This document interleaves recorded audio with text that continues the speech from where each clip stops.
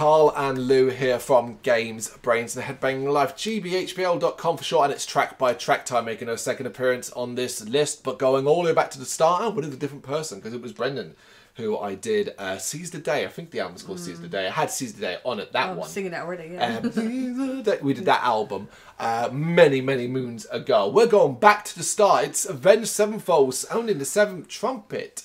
The debut studio album by the heavy metal band, released July 24th, 2001 through Good Life Recordings.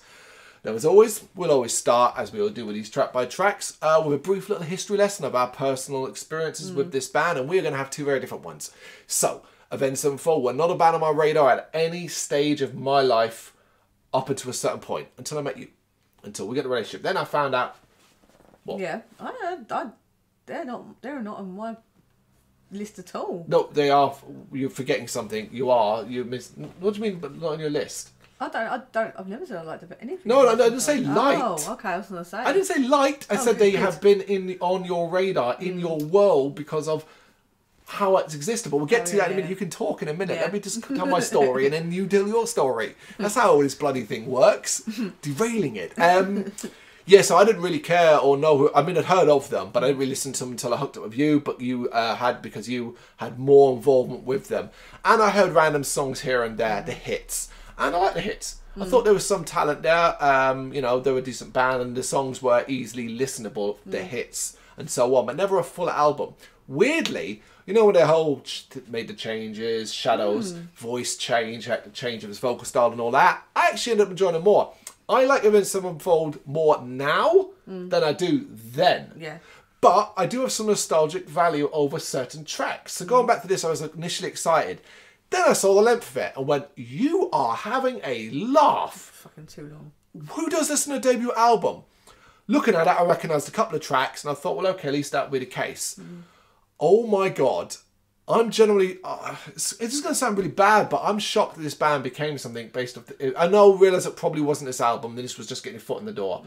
But bear in mind how much filler is on this album. It's shocking.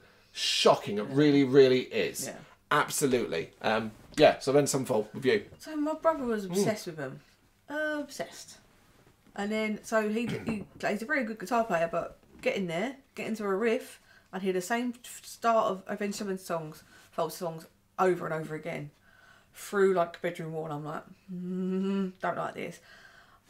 Certain clubs I went to, they only play like Avenged Sevenfold-y kind of stuff at the end of the night, so I was like, oh, don't enjoy this. I like the more modern stuff. Yeah. So I think, is it Welcome to Backcountry? Is it Welcome to Backcountry? Okay, it's not that modern. There's one of the video. There's all like the girls in the video. Oh, I can't picture the actual song. What's the one on their big hits? See, well, more like say the hits. Afterlife? Probably that one. Yeah. Escape from this earth. No, it's more fast paced. It's quite heavy. Okay. Anyway. Yeah, and then I don't think I've not listened to anything off that new album, but if his voice has changed, I might give it a listen, because I don't like his whiny voice. It really jars me and I can't deal with it. So I'm not dip my toe much. But I know you say you had to change it. Is it less whiny? Yeah, less growly. He had to drop a lot. It's basically had to go clean because of his throat issues. Yeah. Yeah. Oh well, I might try one track and see what I think of it. But yeah. Look, we're not going to lie. Neither of us had a good time with this album. It's as simple as that. There are moments where I'm going to be very positive. There are moments when I'm going to be very negative. I know this band elects a myriad of feelings. People hate them. People love them. This is just our opinion. And it starts off strongly with To End the Rapture. It's a very cool introduction. The guitar solo and banging drums sound extremely epic. It's really cool. A great way to introduce the album. Big fan of this. Then the vocals hit. Look, his voice doesn't always work for me here. And I find this first introduction incredibly annoying. It jarred me. It put me on edge. It's so forward in the mix as well that I was like, oh, I don't like that at all. It's a cool track if it was instrumental only. I have but I'm going to bring up back a memory of this particular track that stuck with me. I actually remember this when I was younger and so on, and we went to see one of your brother's bands. The band was fronted by your ex, funny enough. And we went to see him at a local place play. Oh God, so much of this and they played this song on their set, and it fucking sucked. I remember standing and being like, "Oh my god, they just butchered that song." Yeah. They just butchered it. I remember that. Sorry, but it was the simple truth of Tony. it. No, Tony wasn't the problem. Yeah, yeah. It was the vocals that were the problem. But the joke is, I don't even like Shadow's vocals here. No. But I love that down, down, down, down, down. Like that's you know. Yeah. Yeah. So I put very Avenged sounding riff to start, and straight in with the vocals I don't like. Bizarre opening tracks into the straight into the next track. I didn't start off well for me. And then I looked at the time, and I think I messaged you going, "Is it nearly an hour?" Yeah, it's a long one.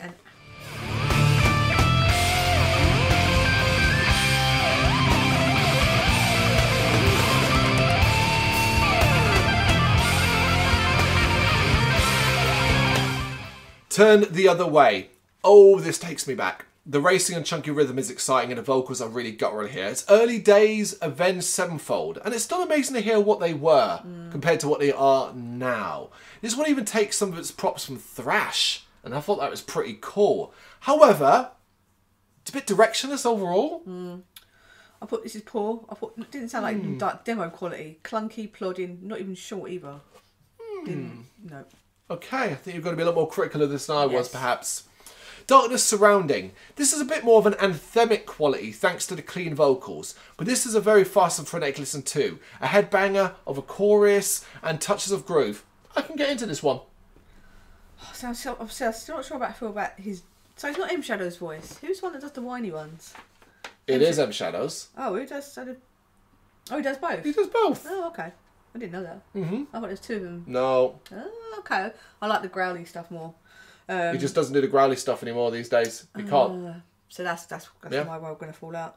The music's so bland. I can't pick nothing out. I don't like his voice. It just takes me away from it, and I just end up looking at the clock going.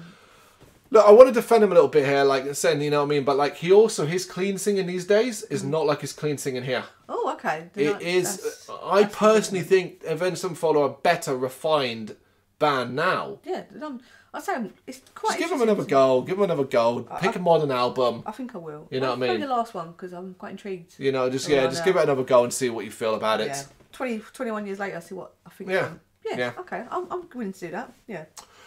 Okay, The Art of Subconscious Illusion. Those, bring it up again, those cleaner M Shadow vocals are back, and I swear this track 6 takes some of its props from the punk rock world. It made me think of The Offspring. Really did. When he's singing clean. Around that though, it's a bit of a rager. However, I just don't like the clean bits. Didn't like them, and it really affected the track. It feels very like a debut album kind of track. I feel. I know because you know it is. Yeah, but then that's the point, really. We can't pretend it's not. We have these impressions already in our heads. Yeah. They are going to affect it. It'd be lovely to wipe our mind and hear it fresh. Yeah. We can't. I just feel like the lack of quality control.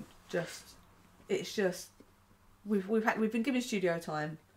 We've given money thrown this money out. I don't know how much they got to record this first album, but it's just like I'll just leave it all in. I am nodding vigorously because you've just nailed it there. Quality control on this record. I don't have a huge problem with this track, like overall, other than I don't really like the cleans, but quality control.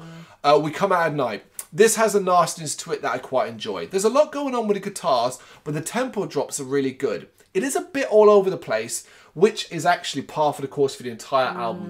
There's a bit of a kitchen sink thing going on here. But I think this track is a creative track. I like the punky thrashy feel of this one better. Okay. But there's like a synthy interlude and whininess, and I didn't need an outro. If it was just, again, too much in. Okay. Yeah.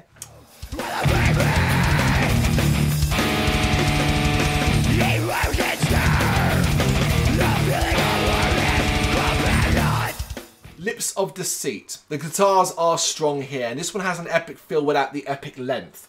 Love that in bands when you do something that I think that's kind of epic. And I don't look and go, it's 11 minutes. Yeah. Do you see what I mean? Like that kind of thing. I can get along with the clean vocals more here, though, because they're used with a slower tempo. I find that works as well with his singing. Yeah. Is when it's a slower tempo and it's not playing over fast and heavy drums and guitars. Yeah. However, this track really falls apart as it goes on. The bass is really prominent in places, but it doesn't sound like it fits. Yeah. I swear to God, the bass is playing a different track. And it drove me nuts by the end. Yeah. bass is so jarring on this one. That's all I could hear. I just couldn't understand it. It's not well produced at all. Like, I don't know what the hell they were thinking there. It just felt like a jam session that they've thrown on the pile. Yeah, in fact, we both highlighted the bass, and that says there's a problem there. I'm not an expert in any sense. No, and either of mine when it comes to picking out, because I'm deaf in one ear. Sometimes when if a track is done in a way that it plays through, I'll miss instruments until I hear it out loud and stuff like that. I think I listened to this one out loud on headphones. Maybe that's why I was picking a lot of it up. Warmness on the Soul. Cool to hear piano, and this is a potent use of the instrument. It's a rock ballad, and I don't hate it if I'm honest. I actually reckon if I'd heard this track when I was younger, I'd have loved it. Yeah. Well, I've already got a connection to this one. Tony had it at his wedding. So they walked down, I think they walked down the aisle. Okay. Kirsty walked down the aisle to this one, or they played at the wedding ceremony. That would be his wife. So, yeah. So I was like, yeah, I like the piano. I like the boldness of putting like an old school metal ballad on there midway through the album. I was like, yeah, go on, you throw it on. It's weird because that's an Avenged Sevenfold thing that I think they would continue to do well going forward, is throwing these curveball tracks out, and the fact they had one in their debut says, okay, put a bit of piano on there. You're going to get haters anyway, so yeah, I'll give them points for that. Yeah, so, I like it too. I liked it. Yeah. An epic of time wasted. A chunky and meaty sounding listen. A more straightforward headbanger. That's fine with me. This is fine. Grungier starts this one. When it all comes together, I enjoy it more. So yeah, it was like, okay, I like the progression of this one. It's not just thrown stuff in. Yeah, this was fine. And it fit. I think it worked well as because it's positioning what it came after.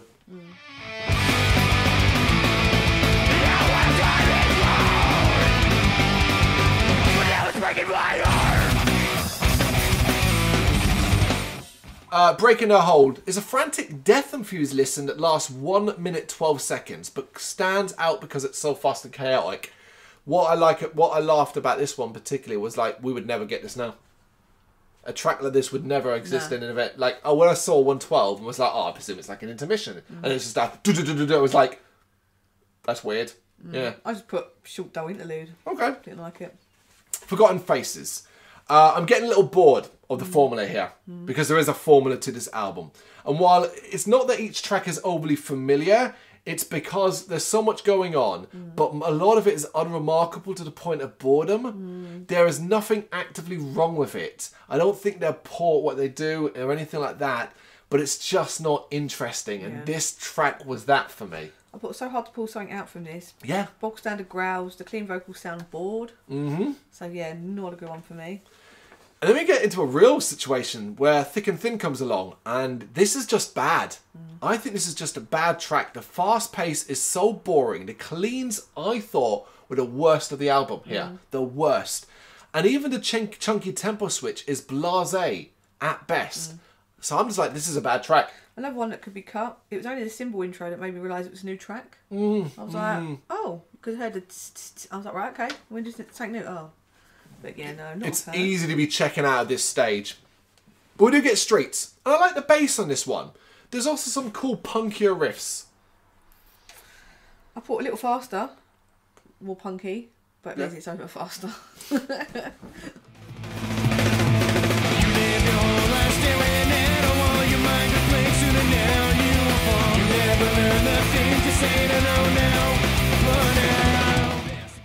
And then we get to the finale, Shattered by Broken Dreams. And you know what? It's a long album already, and you don't need to see a track this long at the end. It was very off-putting. However, it's got a lot more melody and changes the tone up in an interesting way.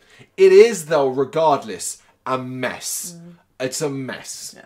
But a lot of this album has been a mess. Yeah. And I'd rather it be this kind of mess than some of the others. I can get along with this one a little bit better. I put far too long. Yeah. Like we said before, the kitchen sink just theory. dragged out. You haven't got through everything in. And this album ends on a 7-minute track. The pacing is all off. I wasn't keen. Yeah. I don't want to end the album and go, relief. Like, yeah. I felt it as well. I felt relieved that it was done. Because I think if it was shorter, I think overall I would have been fairer on it. But because the little bits I enjoyed. There's so much. You said it already. Quality control. I could pull out 4 or 5 tracks easily that I think you've cut here, and you've got a solid album that's about 45 minutes long. Yeah, I mean, I don't even say I'd keep Shattered by Broken Dreams on, but you cut out the likes of Thick and Thin, Forgotten Faces. Yeah. You know, why are you adding Breaking the Hole? It's 1 minute 12 seconds of just chunky death noise. doesn't need it, you know? So there's tons you can pull out. Yeah. Weirdly, I think we're going to match up quite close on the 3 here, based off what we've said. Yeah. So I have got the 3 recommendations. Darkness surrounding, We Come Out at Night, and Warmness on the Soul. Yeah. 3 for 3. Oh, really? Yeah. Oh, okay. I didn't think you were too positive about Darkness surrounding, but I guess you weren't positive about anything else overall. Yeah. It's a fascinating listen. If you are a fan and it's been a while, go back and check it and compare it to what they're doing these days and see how you feel about that.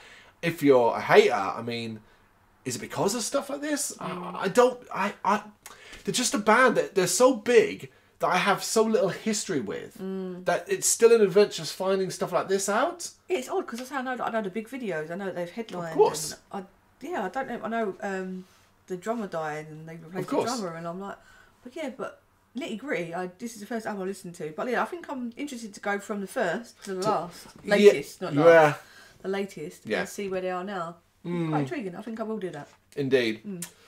All right, well, that's at least something that came out of this track by track. It's Sounding the Seventh Trumpet by Avenged Sevenfold. You got any thoughts? Need to know what to do? Let us know in the comments. Thank you very much for watching. If you'd like to see more content like this, please consider hitting the subscribe button. It is gratefully appreciated. You can find us over at gbhbl.com, our full website, where reviews, news, and so much more goes up daily. We're also on all social media platforms: Facebook, Instagram, Twitter, Threads, at GBHBL. Just search for GBHBL and you will find us out there. We also have merchandise on sale. You can access the shop via the website.